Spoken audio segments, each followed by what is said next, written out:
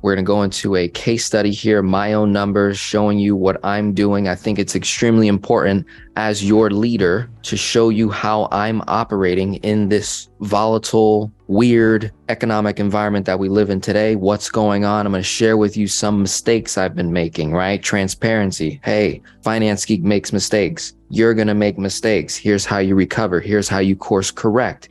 Here's how you pivot, right? Got to be aware of these things. Here's how you surround yourself with people you trust so that you can get through this, because it's going to get funny. It's going to get weird. A lot of people are going to get exposed. Okay. Some of the people in this very community, a lot of my clients right now that I'm working with are doing really well. Some of you are about to get exposed in a good way, and some of you are going to get exposed in a bad way. Okay.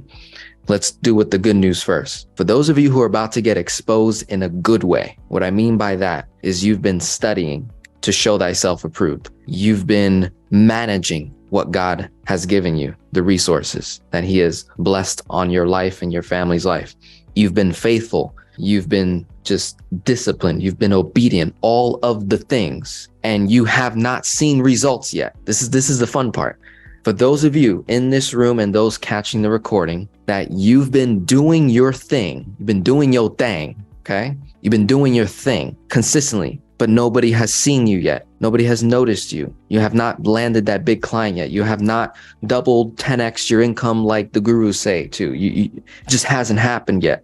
Yet you're doing all of the right things. Keep going. You're about to be exposed. You're about to be promoted. Get ready. Companies are laying people off by the thousands. Companies are looking for talent in an environment today where people want to work 4 days a week and they want 3 days off when God only rested for one. No shots fired. You've got people that just want to work from home all day and they don't want to go into the office. No shots fired. I'm just sharing you what's going on, right? And those of you who have been showing up to the office, those of you who have been staying extra hours, talking with the managers and the bosses and the executives and rubbing shoulders with other wealthy people and getting away from negative people, get ready, my friend. Get ready. That you're about to get exposed in a great way. Okay, now let's talk about the bad news. Bad news. Those of you who have been taking advantage of velocity banking, those of you who have not been listening to me on my videos, have not been following my rules, have made it upon yourself because you're the adult, I'm the child, I get it. You're the adult, double my age, and you're deciding to take out a majority of your HELOC, a majority of your personal line of credit. You're borrowing most of your money out of your cash value to buy Bitcoin or to invest in a real estate syndication. And it's, a promise of X returns, and you're not making the returns. Get ready. You're about to be exposed. For those of you who are, you've been working with me for a couple of years and we did so much work together. You paid off so much debt and now you want to go right back in, right? I get the attraction. I get it, right? You might justify what you're doing because of something I said in a video 2 years ago about this particular case, but you failed to realize that person was making $50,000 more than you are in a month, or they're cash flowing 50, 100% more than you are. So you didn't get the full context and you said, oh, okay, well then I can do this. You're about to get exposed, okay? And when you come running back to me, guess what? I'm going to be here. My attitude's not going to change. My rules are not going to change. My principles are not going to change. I'm going to welcome you. I'm going to love you. I'm going to help you recover, because that's what I do. I'm in the mess all day long with clients running these numbers. I'm in the mess. I'm not getting out of the mess. I'm in there all day long. So I know how to operate. Very perfect in my own skin. I know how to operate. I'm just trying to help you not go back into the mess that when we originally started working together to help you get out of the mess. I'm trying to help you avoid that. And so we're going to have some conversations on what's going on in the marketplace, what's about to happen, what are some things to be aware of, because this is a community of velocity banking practitioners. This is a community of infinite banking practitioners. This is a community of people who leverage financial tools in the marketplace. We need to understand our capacities and not breach those. We have our general rules and principles that I project to everyone, right? Where I'm like, if you stay within these parameters, you should be okay. And if this happens, do this. And if that happens, do this, right? We're going to have some conversation about that. And what else do I want? What else do I want to say? Let me not forget. Yes. So we want to pay attention to our cash flow. Full transparency. I'm about to give you a case study, my own numbers, what I'm doing to pay attention to my cash flow. Second, do not over leverage yourself. Okay. I already talked about it. Full transparency. I'm about to reveal to you the very things I'm telling you not to do that I was doing myself and how I caught it before it got bad. It's full transparency. This is vulnerability. If I'm going to be your leader, if you're going to have me be the leader of this group, of this organization, of this ministry, then you need to know how your leader is operating, and you need to be able to call him out in the event that he starts messing up, right? So this is how I hold myself accountable, is by showing my numbers, not to brag, but to show you, hey, I made some moves. Were they the best moves? I believe so. Did they cost me? Yeah. Now I need to be careful. Third thing I want to share, banks are failing left and right. What does this mean for velocity banking? We're going to put that in your mind. You can answer it right now if you want. Banks are failing in the marketplace. What does this mean for velocity banking? Is this a good thing? Is this a bad thing? Is this an I don't know thing? Put your comments in the chat and we'll have an open discussion later on for that. So now let's go to the board. Okay. It's me being vulnerable. So work with me. Constructive criticism. You can be brutal if you want. All right. But we're going to go one at a time. So here we go. 4 major numbers on the board. These are my numbers as of 2023 as an average over the last 4 months, because we're in April. We're about to close out April. So over the last 4 months, this is what I've been producing. I've been averaging about $30,619.43. That's according to QuickBooks. Today's Friday, so it's payday. I did have more money come in, so that number is actually a little bit higher, which is perfect because I'm underestimating. So 30,000 a month coming in. Expenses are now $16,831.82 moving forward. Full transparency. Prior, I was spending on average top of the year about $19,720 a month. Okay. So I was pushing it a little bit. Okay. And then I'm going to talk to you about why and what's been going on. And then now me kind of catching myself. So since then, I was spending about almost $20,000 a month. I was not feeling comfortable. And I said, okay, now I got to reduce, I got to cut back. So I just recovered almost $3,000+ per month moving forward. All right. Debt. Denzel has debt. Yes. Okay. $133,087.59. Okay. The type of debt that I have, majority, is in cash value life insurance. The other debt I have is a credit card on 0%. So the majority of this debt that I have was money that has been being leveraged and used over the last 4 or 5 years now, right? I've been funding policies for the last 5 years. And each year I was borrowing money out to invest in the business, generate cash flow, offset interest, recover cash flow in so many different ways. All of that has been a success, but there's still the loan. The loan is still there, and eventually that needs to be paid back. So I am now in the process where I had projected 5 years ago that I would be doing this consecutively for about 7 years, where I'd be max funding my policies, borrowing against them, using them, not paying off the loan, just paying the interest. And then by the 7th year, I was going to start doing velocity banking and pay it all off, right? We are now entering year 5. And I realized I was at a certain capacity of debt where I just didn't feel comfortable. I was like, I don't know if I like that number, owing or going to be owing about 130,000 and some change. You know, on paper 5 years ago, it made perfect sense. I was running the numbers and everything.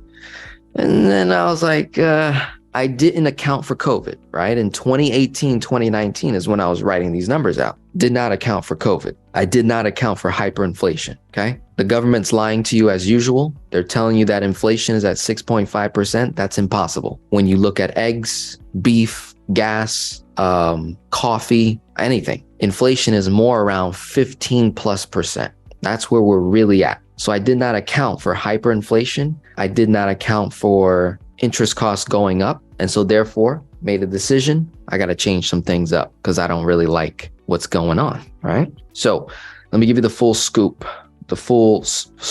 here. Sorry. Cash value collateral line of credit is my debt tool. I have a personal line of credit with a bank called M&M Bank. Stands for Merchants and Manufacturers Bank. They gave me a line of credit against my cash value in my Guardian life insurance policy that I'm funding $70,000 a year on. There is 270 something thousand in total cash value. I got approved for a line of credit at $255K. At the time, this was just not even a year ago that I put this in place. Okay, this cash value collateral line of credit, I must have gotten this back in September, November, I think. The interest rate was 5.45%. So that's what I was at. And in just a short period of time, the interest has gone up. I did not account for that as well. I mean, I kind of did, but I was like, I wasn't expecting it to jump that quickly. So nearly 2 points, it has gone up. I'm now at a 7.2% rate. As of right now, today, I owe $63,087.59. My next move, and this is something that I have done with you guys, some of you on here, when it comes to your debt tool, is we will graduate. We'll move from debt tool to debt tool because we're not emotionally tied to any banks or any of their products. When it's of use to us, we use it. When it no longer is of use or we see a better deal, we go there. So in my case, I found another bank called Valley Bank. Valley Bank offered me a 6.25% interest rate, and I can lock in that rate for 12 months. Okay. So I got conditionally approved for about $260K. What I have to do is pay this off, right? With Merchant and Manufacturers Bank, I have to pay them off first, close the line so that they can release their assignment on my life insurance policy. And then Valley Bank will step in as the collateral assignment where they will take that on. Then they'll give me the line of credit. Okay. So the way you do this, if you wanted to quickly pay that off, is understand that if you have a life insurance policy, your cash value is still in there. It never moved. So all I have to do is borrow from my policy, pay that off in full, pay off the line in full, right? Close the line from Merchant and Manufacturers Bank, and now I'll have $63K owed on my Guardian policy at a lower rate of 5.6%, right? And it's just going to be there for a period of time. Once I do that, that's the first move. Then with Valley Bank, I'm opening up a business checking and a personal checking account. It's critical to have these two if you're a business owner like myself, doing velocity banking and infinite banking together to reduce that rate tremendously, right? It's extremely important. So once I do that, open up the business checking and the personal, I'll have all my income going to Valley Bank. Once I have the business checking, personal checking set up, then I will open the line of credit. And then what happens is Valley Bank will take the loan of the 63 that I just put back in Guardian, and then they're going to pay that off and put it on the line, right? So I'll go back to owing 63 on the line and then add this number because I'm taking $70,000 out of the line to max fund the policy. Same money being used multiple times, right? The same money that I've been building over the years is the same money I'm using to fund the policy and then still have liquid access to all of the money to run my business operation. So now I'm fully in a infinite banking position where I don't have to worry about my credit line getting canceled, frozen, reduced, none of that, because my money is collateral. It's backed up by a guaranteed asset. So it's putting me in a very, very healthy position, especially in 2023 today. And it is something to consider. I'm not saying it's not for everyone. Something to consider for those of you who are trying to protect yourselves in this coming season that we're in, where we are, they changed the definition of a recession. Technically, we're in one, but because they changed the definition of that and they changed the definition of how they calculate inflation, there's a whole little mind trick going on. And so the reality is that we're not doing too hot. Our currency is being dropped by countries left and right. And banks are, finessing right now. They're moving money like this, moving from this pocket to that pocket. They're over leveraging themselves. It's not pretty. Just got news recently. First Republic Bank, which is a bank that offers home equity line of credit and a personal line of credit at a very competitive rate. They might be going bankrupt soon. Right? We've got some banks trying to help them. But it doesn't look too hot. They don't look too good right now, right? And that's another regional bank, very, very large bank. So that's my move. That's what's going on. So if you're wondering, okay, Denzel, what happened, right? Why were you spending, a lot of money, right? What's going on with your expenses, right? What's going on? What's going on? Tell me. So I recently got engaged, okay? And to my, lack of knowledge and experience, those rings are not cheap. And so drop some money on that. Then there's this whole thing where you have to wow the woman via a proposal. And it can't just be any type of proposal, right? You can't just take them to a restaurant anymore. You can't just do none of that, right? That's all tacky and corny. It's been done 500 million times.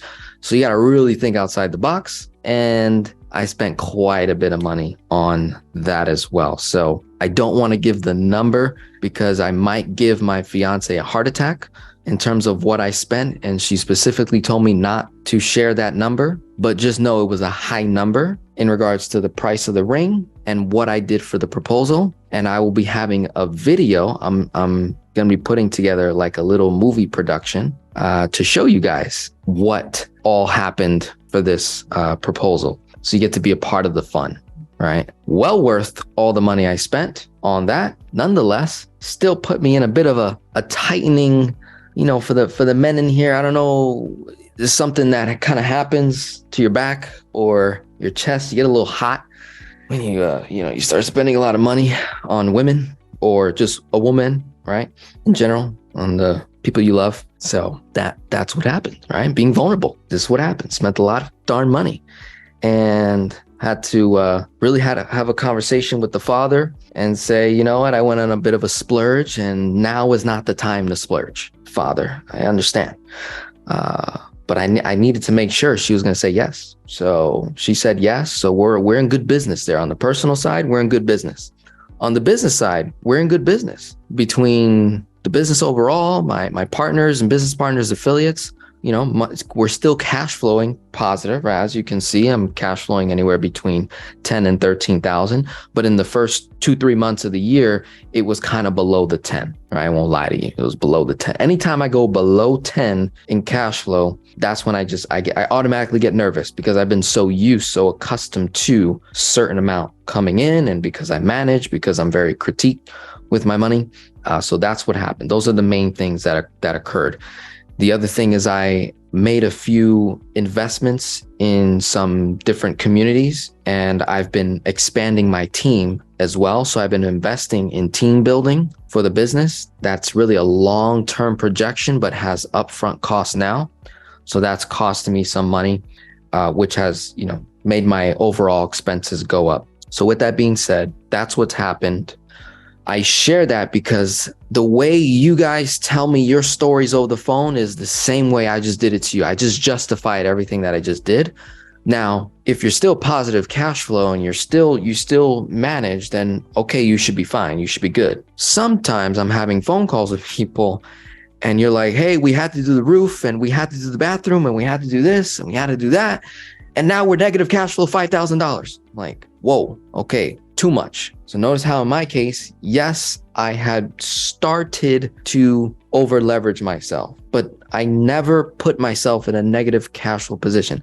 So what I want you to take away from this session right here is I want you to put in your notes. What are your capacity? What's your capacity on debt? What's your capacity limit when you're accustomed to cash flowing $5,000 a month, $2,000 a month, $1,000 a month, and then you go all the way down to $300?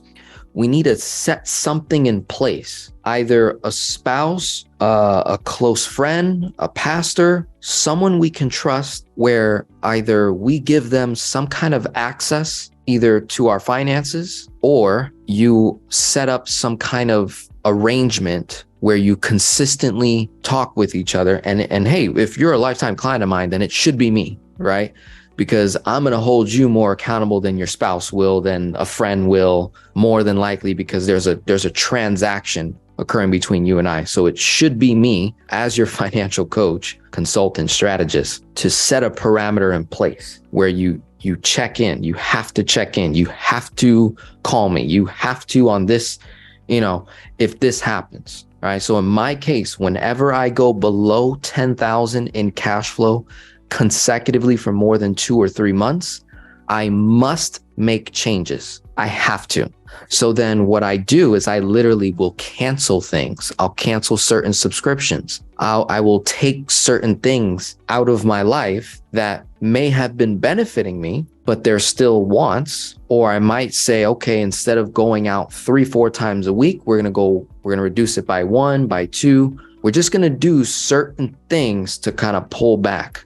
The other thing you may want to consider, this doesn't have to result in a money thing, but if you can figure out ways of giving in times of crisis, if you can figure out how can I give when I have mismanaged for, say, at the period of time that you were mismanaging those funds. It's not a punishment, but rather an act of obedience, an act of glorifying the Father.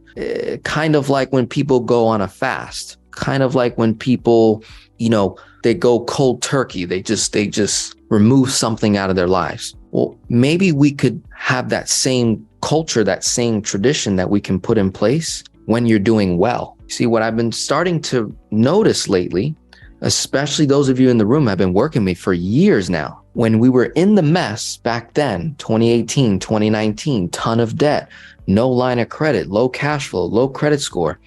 And then all of those things got better. And then they were really good for about a year, year and a half, 2 years. Correct me if I'm wrong, throw it in the comments. Do you have this weird thing that happens where you want to self-sabotage yourself for some weird reason or whatever?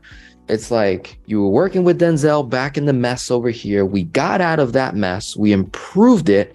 We're now doing well financially, doing really well. You've doubled your income, doubled cash flow, but we didn't set in any parameters in the event we start to slip back, because that can happen. That's the process of building wealth.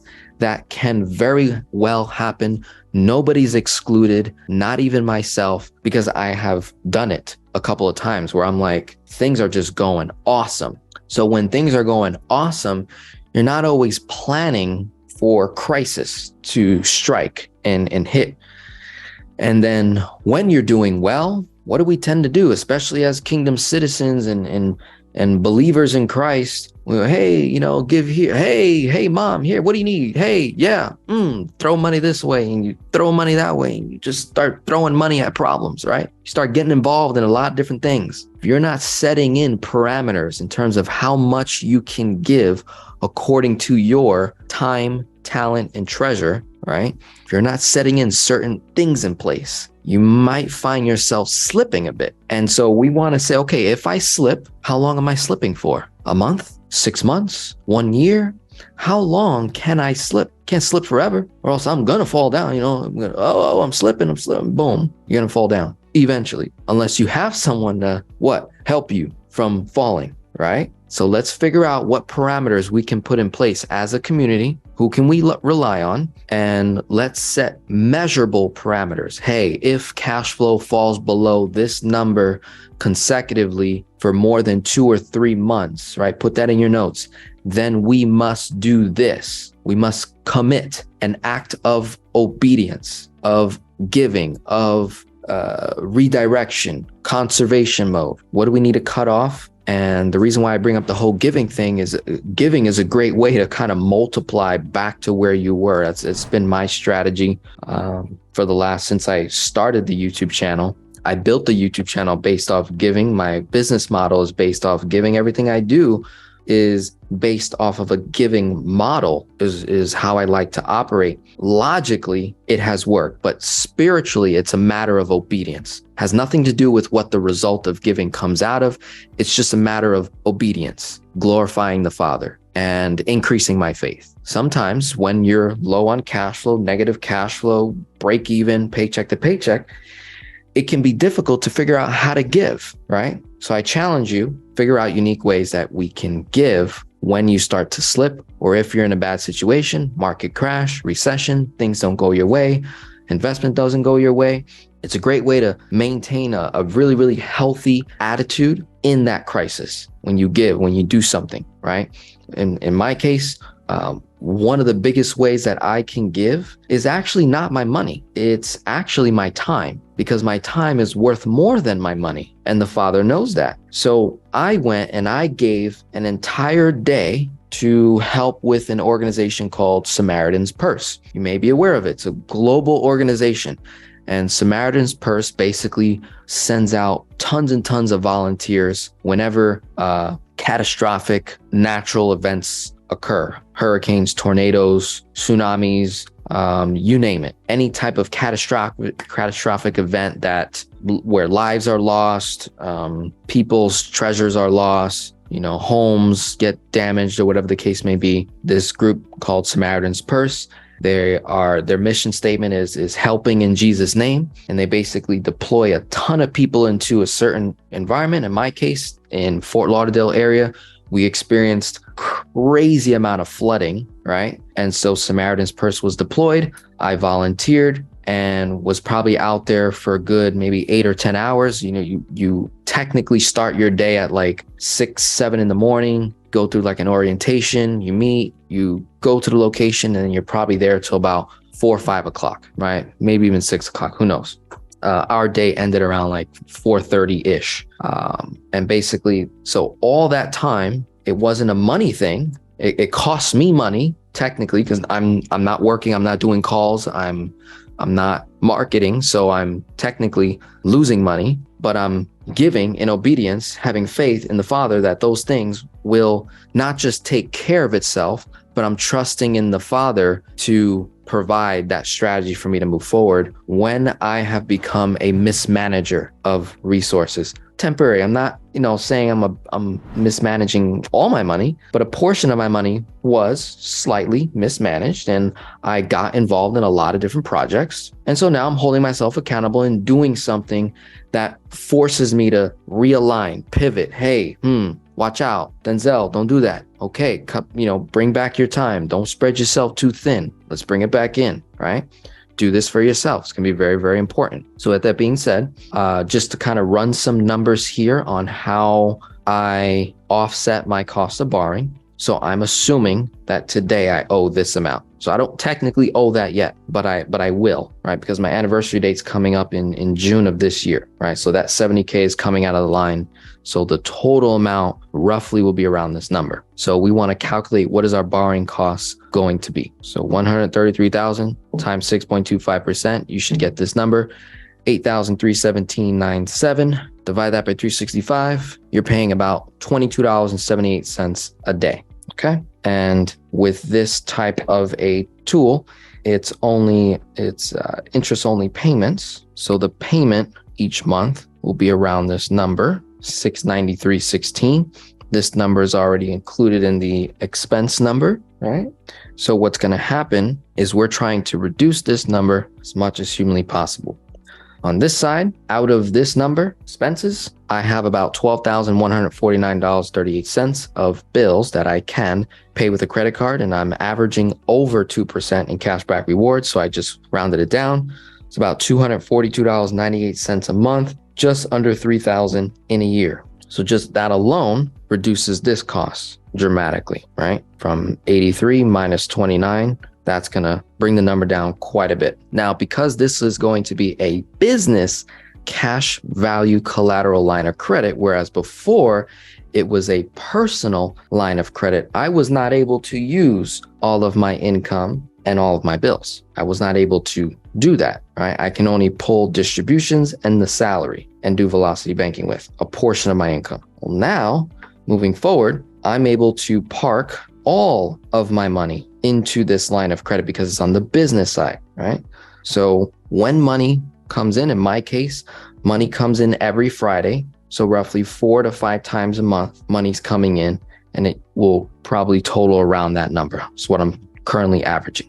So you minus 30,000, 619.43, 102. You're going to take this number, 102,468.16, times it by that number, 6.25%. We're going to get ourselves a bit of a range, right? Now we're at $17.54, okay? And then expenses are coming out. So 102,468 plus 16,831.82. So at the end of a 30-day cycle, here's how much the balance on my debt tool should be. Times that number by 6.25%, divide by 365, $20.42. Then you want to add these 3 numbers up. Add them up. 1754 plus 2278, divide by 3 to get the median daily average borrowing costs. $20.24 a day times 30 days, 607. That's how much interest roughly I will pay. That number will be less. Why? Because it's assuming that I owed 133 for 10 whole days in that 30-day cycle. That's not going to happen. The moment I pull money, throw it in here, my income is immediately dumping right back into the line. So I'm never actually going to owe 133 ever, right?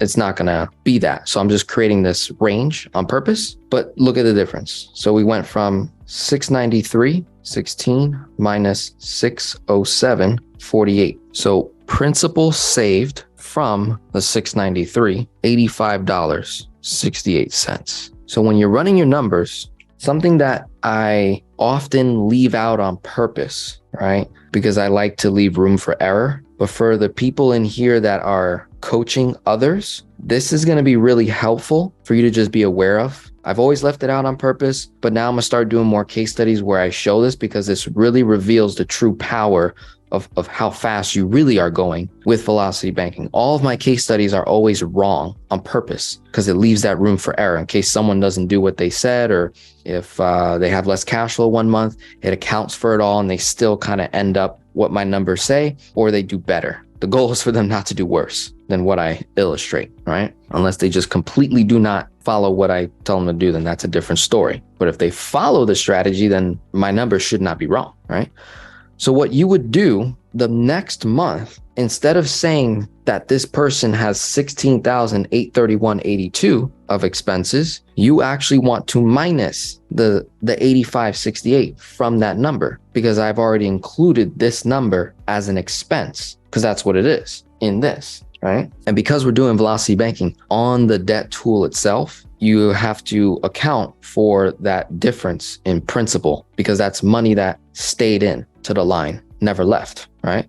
So you take 16,831.82 minus $85.68. Technically, the next month, my expenses are that number, 16,746.14. Income roughly stays the same. So let's see what that's going to look like now. So 119,299 is what it ended up at. Add the interest of 607.48. Now times that number by 6.25%, right? So here's where it actually left off. 119,907.46, right? Times the interest rate. Boom. And when you're working on your own, it's a good way to write your numbers out. You're always taking that starting balance, lowest balance, ending balance. Those are your 3 significant differences in the numbers where you're creating that range. This is what should likely happen, right? That's what you're doing. So 119,907.46 minus the income, 43. That's what it goes down to. It won't go no less than that unless I make more, right? So again, creating that range times the interest rate, we're at $15.28, 89,288.03 plus that expense number, 16,746.14, ending balance 106, right? Times that. Look how long this is taking me. Not long at all. A couple minutes to know exactly where you're at. And you can literally map out the first 6 months. Usually what I like to do, I do quick math. Once I get the first 2 months differences, then I'll just take that next month and keep minusing it because it'll probably be around that number. That's how I do my quick math when I'm working with you guys on your numbers, because that's likely going to be the case. So you add the three numbers up, divide by 3, 539. We went from 607, now we're down to 539. Okay, so let's see how much of a difference that is. So 607.48 minus 539, a $67 difference. So anywhere between 85 and 67 is what the number is going to be consistently dropping by each and every month. I'm going to take the lower number and just go a couple months. So minus 67. And this is how we're going to determine what our total borrowing cost is for an entire year, right? Or however long it takes me to pay this off, which would get paid off before the year is over, right? So we're going to map that out real quick. So see what that looks like. So this is month 1, 2, 3, 4, 5. No, 1, 2, 3, 4. 4 months so far. Month 5, month 6. This is what I do with your numbers when we're talking on the phone. And for my coaches in the room, this is quick math that you can do where you can feel comfortable, relied on, because you're not factoring in what's actually happening in the line. You're getting a nice, healthy range. You can confidently tell that client, look, this is what the numbers should look like.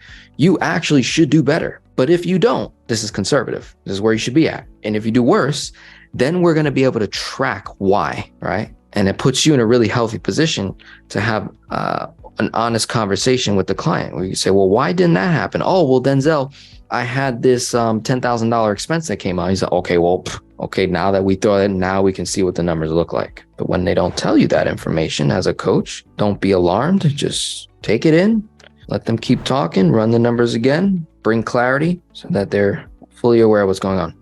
So now we got 1, 2, 3, 4, 5, 6, 7, 8, 9. By the 10th month, I've completely offset my borrowing costs. Now, the line of credit is probably done, right? So if we were to add up, what does that cost? $64.92 plus $132, $74 plus $205.6 plus $268.38 plus $336.20 plus $404.02 plus $471.84. I did 87. No big deal. Plus $539.66 plus $607.48. $3,000. So in a 9-month period of doing velocity banking, my borrowing cost is $3,025.83. And then what do? Don't forget about this guy right here. I've been running bills through my credit card all year round, getting cashback rewards. We're stacking them up. So you minus that off your borrowing costs, $2,915.76. What's my borrowing costs? Ladies and gentlemen, $110.07 to borrow how much? $133,000 over a 9-month period. What's the borrowing cost on that percentage? What, less than 1%? Probably a point percentage, 0.2, something. Not bad, right? So you want to be able to do the same thing for yourself. And if you're in here and you're a coach and you're doing this with your clients, ultimately you want to get to that offset position. How do we offset all of the costs? What are we doing with the money? In my case, I'm simply at a point where I want to pay off all of my pre-existing loans. If I kept it in the policy itself at a 5.66% rate, that's obviously less than what? 6.25. But my velocity of money is slower if I'm just making extra payments to my policy. I'm only going to be able to cut that maybe in half. But by doing velocity banking, I cut it all out, right? Goes to zero. And then by the anniversary date, the following year in 2024, I can pull a portion from the line of credit, right? Because it's going to hit zero within a 12-month period. It's going to hit zero. So then I can either pull whatever I need out of the line to max on the policy, or if I have additional cash flow, then that's going to help as well. The other thing that's going to speed this up tremendously is I also have cash in my checking account. So I have about a little over 50K in cash in the checking. So as soon as I set up all 3 accounts, the business checking, personal checking, and the cash value line of credit with Valley Bank, immediately 50 grand is going to lower that balance of the 133. So we're talking even less interest being paid over this time frame. So I've just totally overestimated my position on purpose, and then I'll be able to report to you in 9 to 12 months.